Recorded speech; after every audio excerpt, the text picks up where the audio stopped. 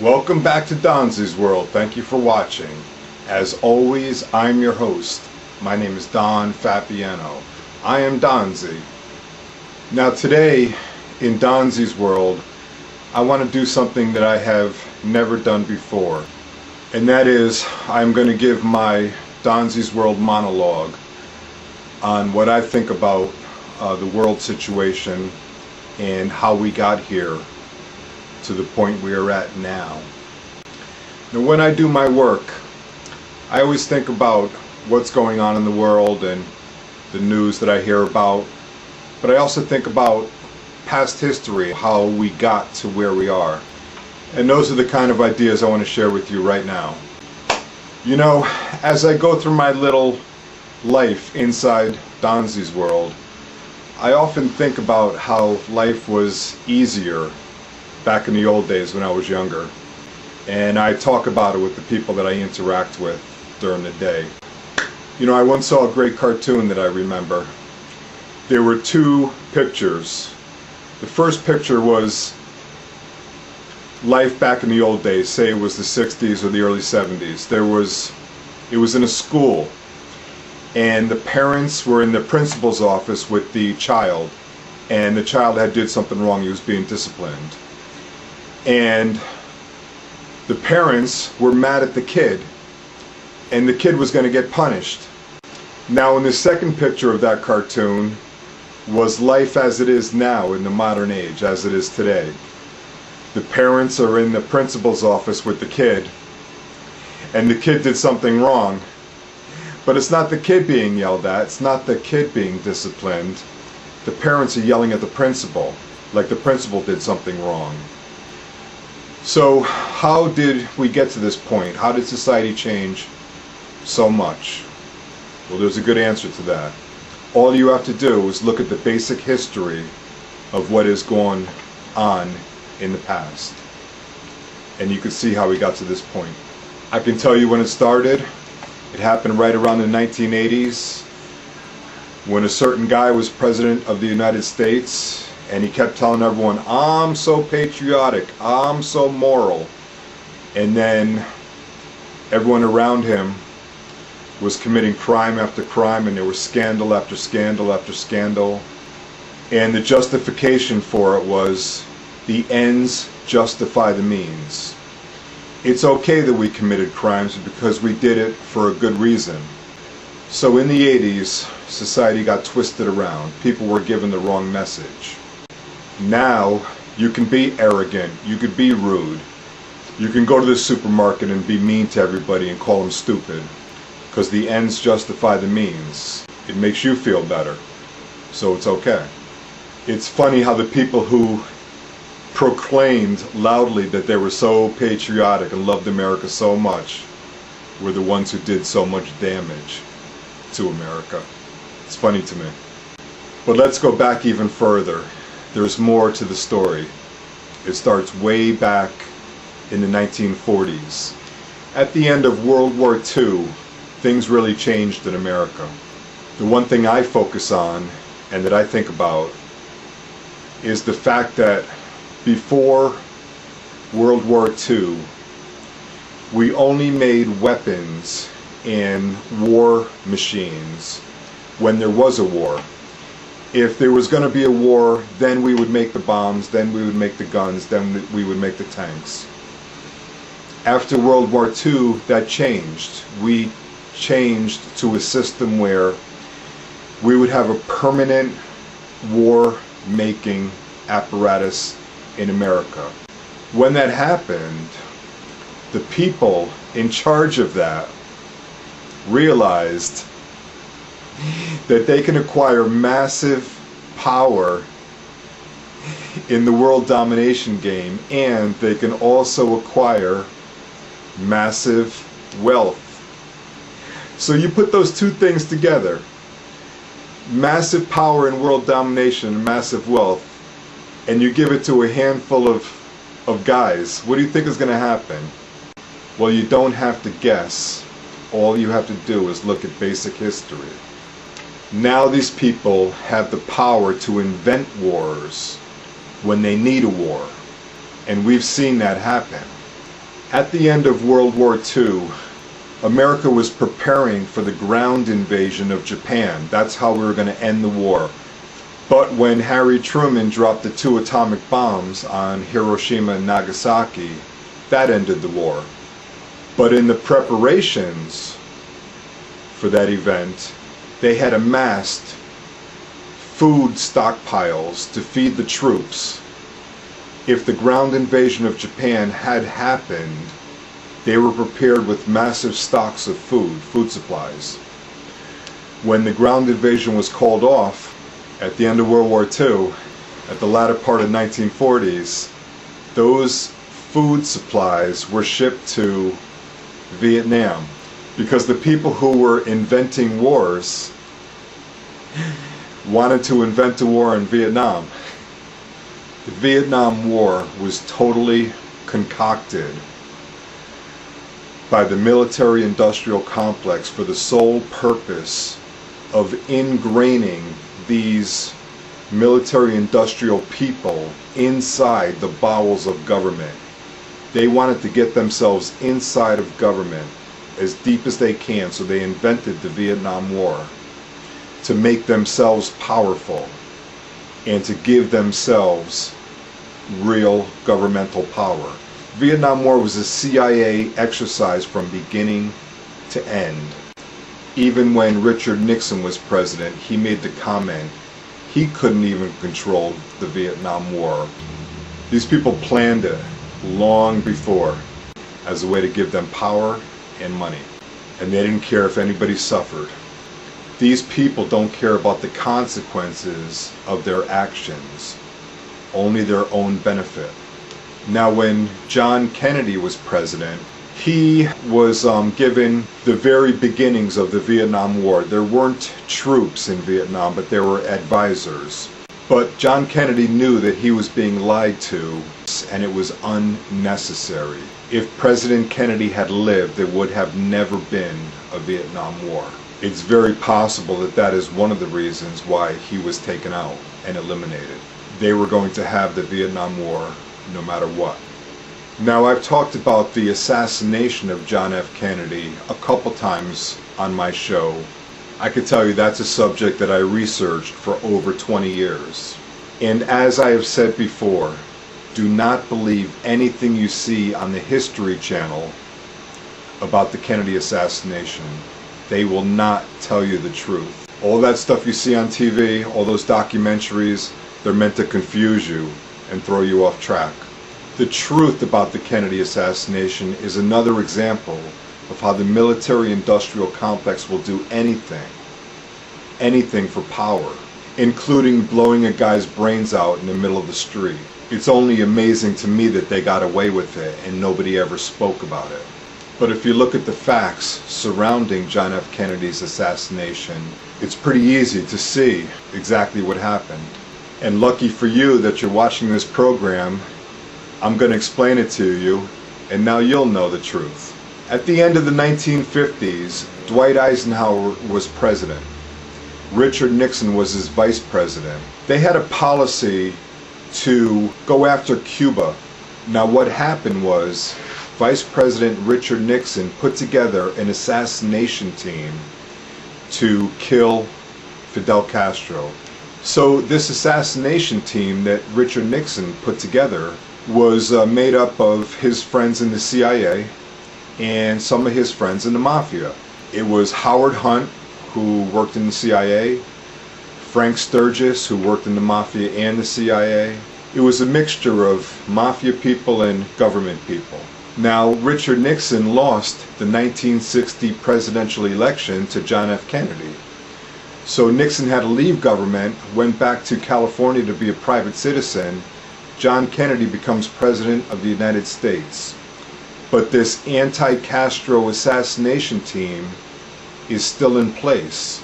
They still had the weapons to commit presidential assassination, and they still had the immunity to get away with presidential assassinations.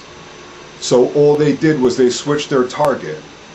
They were supposed to kill Castro, which is what they were trained for. They just turned around and they killed John Kennedy in Dallas. It was Richard Nixon's assassination team. And you know what's interesting, if you do read history, especially from that 1960s time period, they call it the decade of assassinations.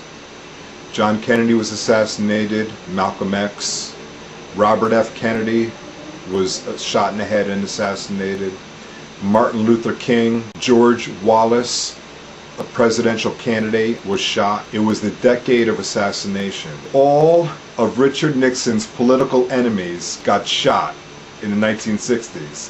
Think about it for 1 second. Now there's another example of what I'm talking about where conservatives do not care about the consequences of their actions. It doesn't matter if it bankrupts America and costs trillions and trillions of dollars. They don't care as long as they get what they want. And the example I'm thinking of is the Iraq War. George W. Bush and Dick Cheney sold the Iraq War to the people of America with lies and misinformation. It was a disaster from beginning to end. It caused nothing but misery and destruction. Families were destroyed. People died. Trillions of dollars for nothing. When Bill Clinton left office, way back in the old days, when Bill Clinton left office, America had a budget surplus. Then we had the presidential election. It was Al Gore against George W. Bush, remember that? Hanging Chads in Florida, remember that? George Bush won that election by 500 votes in Florida. 500 votes. His brother was governor. Yeah. If Al Gore had won that election, America would still have a huge budget surplus and we would have never had the Iraq War. And what happened to the budget surplus? George W. Bush turned it into an economic depression. When Bush and Cheney left office, everything in America had to be rebuilt and restored. The auto industry, good thing Obama saved millions of jobs, saved the auto industry.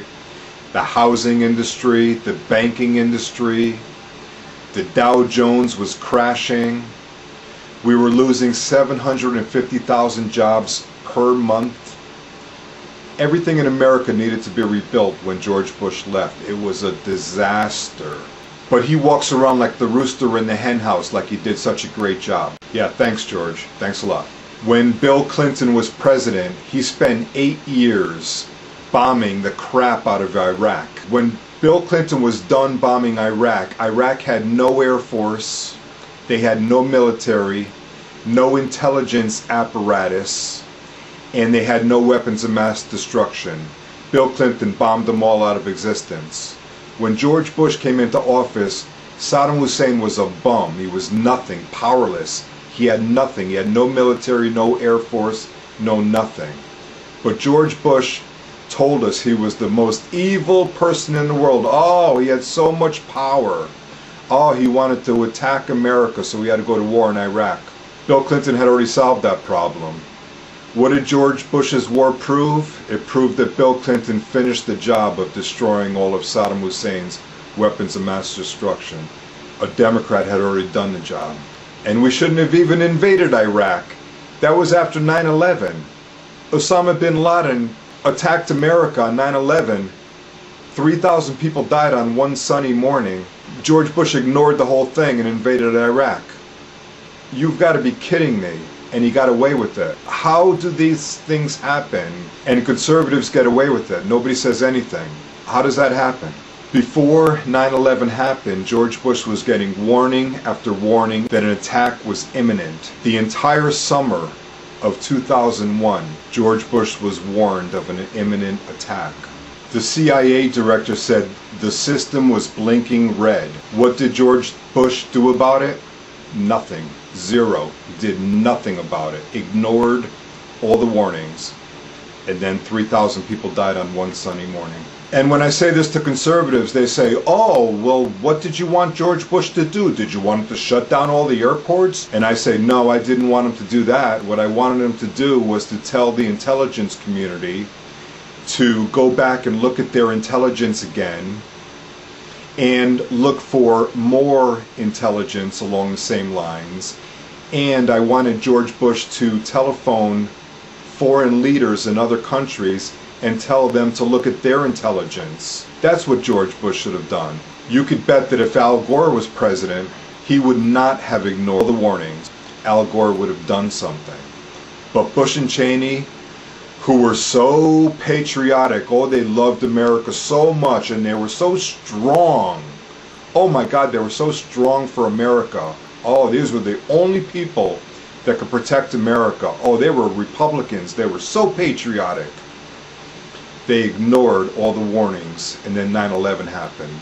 Here's another basic, simple, historical story showing the difference between Democrats and Republicans. So, Jimmy Carter, when he was president, he had a hostage problem with Iran. Ronald Reagan also had a hostage problem in Iran. The conservatives deny it, but it's a fact that hostages were being held and when Ronald Reagan was president. Now, Jimmy Carter dealt with the problem a little bit differently than Ronald Reagan did. President Carter sent Delta Force into Iran to kill the Iranians and to rescue our American hostages. That's what Jimmy Carter, the Democrat, did. What did Ronald Reagan do when Iran was holding hostages and Ronald Reagan was president? How did Reagan handle that?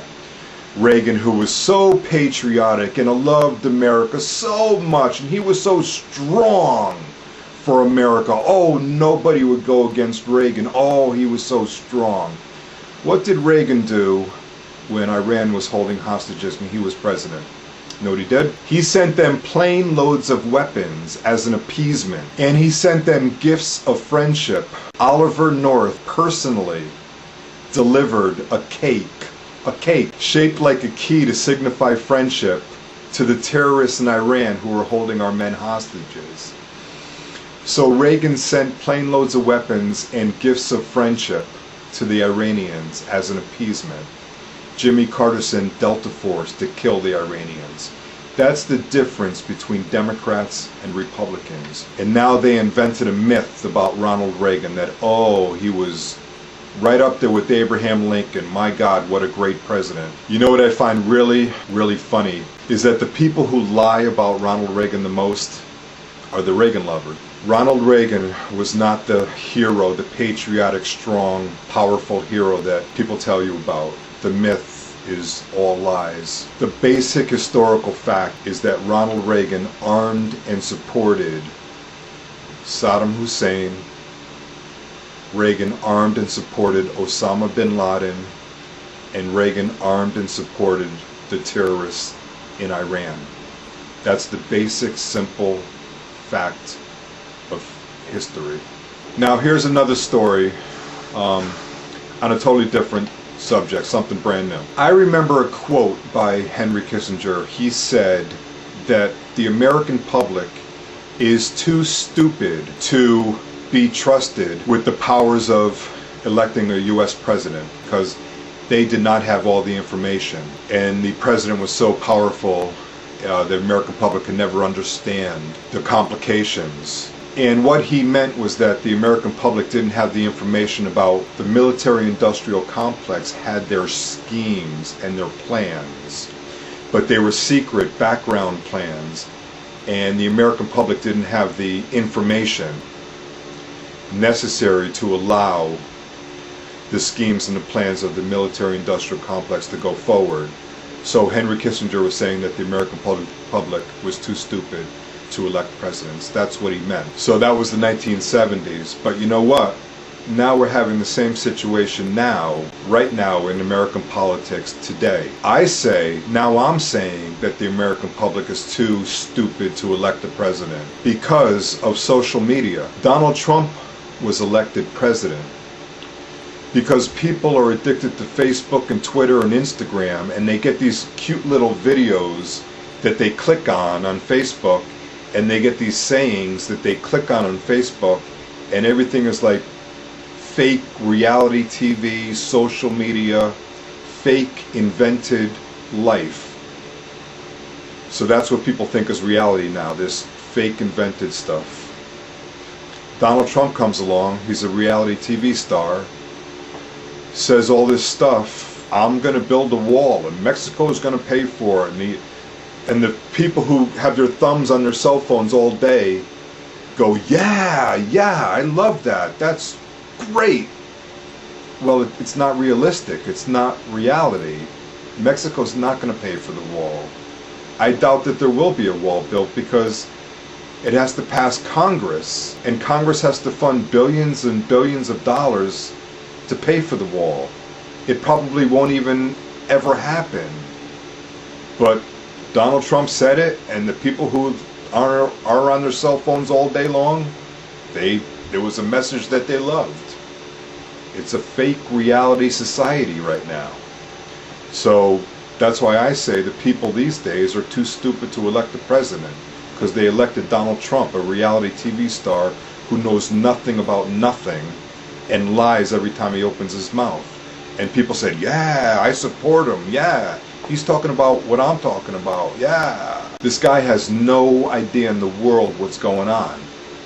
He's a buffoon, but he was elected president and his supporters love him. It's fake reality TV, but that's the way it is these days. Social media, reality TV, that people think that's real life, and it's not. People are too stupid to elect their own president nowadays. So now Donald Trump is president of the United States. Oh my God. And I don't want to get into how stupid he is and how everything he says is untrue and stupid. I want to talk about something different. Every time Donald Trump says something stupid, I don't get mad at him. I get mad at the Democrats. How did the Democrats lose to this moron called Donald Trump? Why couldn't the Democrats create a message to beat a buffoon, a moron like Donald Trump? What is wrong with the Democrats that they couldn't win this past election against an idiot like Donald Trump? I don't get mad at him. I get mad at the Democrats. It would have been so simple and easy to beat this guy. Donald Trump's message was make America great again. He wore the stupid little hats. Guess what? After the George Bush, Dick Cheney disaster, Barack Obama came in and the Democrats came in, and Barack Obama and the Democrats restored America from the disaster that Bush and Cheney left. It was Obama that made America great again. We had already done it. Our slogan should have been, we already made America great again. You're welcome. That should have been our message. It was simple, it was realistic, and then we could have told the story. When Republicans have power, they take budget surplus and turn it into economic depression. They destroy the auto industry that Democrats then need to rebuild. The housing industry, Democrats rebuilt it. The banking industry, the jobs market, we were losing 750,000 jobs a month. Barack Obama was adding 250,000 jobs a month. Democrats already made America great again. That should have been our message. Should have been our message. It wasn't our message. Why couldn't they think of that? The Republicans just bashed the Democrats, bash them. Democrats had no response at all. They did not defend themselves. They had no answer. They had no response. They just let the bashing continue. What the hell is that? They couldn't even defend themselves. That's pathetic. I don't get mad at Trump. I get mad at the Democrats. It was pathetic. I saw Hillary Clinton give a speech. She said that someday soon, one nation on the planet Earth will create the new energy technology to replace fossil fuels. She said it could be China, it could be Japan, it could be Russia, or it could be America. She made the point that America should make an effort to be that leader who creates the new energy technology. And when I saw that speech, I said to myself, that's great, that's a terrific message. We're going to sail through this election, won't be any problem at all. We have the perfect message. You know what? That's the only time I ever heard her say that, in a speech before the campaigning even started. Once the campaign started, Democrats had no message at all. They had nothing to say, nothing to talk about. Now Donald Trump is president. He's ruining America's credibility. He's damaging America's national security. He's making us a joke. He's turning America into a joke. If Hillary Clinton wore 2 different colored socks one day, they would say she needs to go to prison. But Trump could shoot someone and they would say, no problem, I don't care. The little kids in school could swear at the teacher. It's not the kid who gets in trouble, it's the teacher who gets in trouble. Everything is screwed up because people don't look at facts and reality. So that's what I'm asking you to do. I'm asking you to look at facts and reality. And it's all very simple. It's not a complicated thing. That's all I want. So in Donzi's world, in my world, things are different since Donald Trump got elected. I'm a little bit sadder. I'm a little bit madder. If you've known me for a long time, you probably saw a change in my attitude after Donald Trump got elected. I'm pissed off. And I'm pissed off at the Democrats. Why can't Democrats stand up for themselves? Why can't Democrats call themselves patriots? Why can't Democrats defend themselves when people are attacking them with lies? And I'm mad that conservatives get away with creating disasters and destroying lives and nobody says anything. They're not held to account. I'm mad about these things. So usually I'm a happy guy. Usually I like to tell stories. I like to tell jokes. Since Donald Trump got elected, I'm a different person. And I don't see how it's going to change. So I do my part. I write letters to the editor. I do this TV show and I talk about my ideas and I interview other people. I let other people share their ideas. Even Trump supporters, my last couple shows, I let Trump supporters say whatever they wanted. I put them right on TV. Didn't edit them at all. They could say whatever they want. This is America. I let them talk. So I'm doing my part and I want to do more.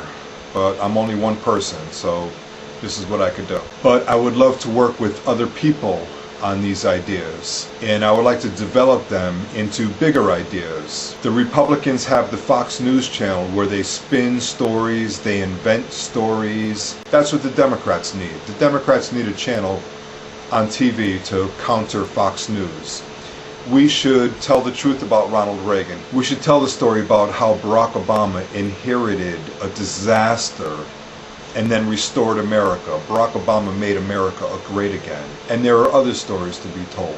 If you believe what I believe and you want to work with me on projects like this, contact me. I'll be happy to work with you. You can see my email address, send me a message.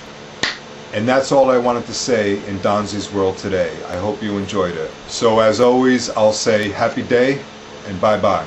See you next time.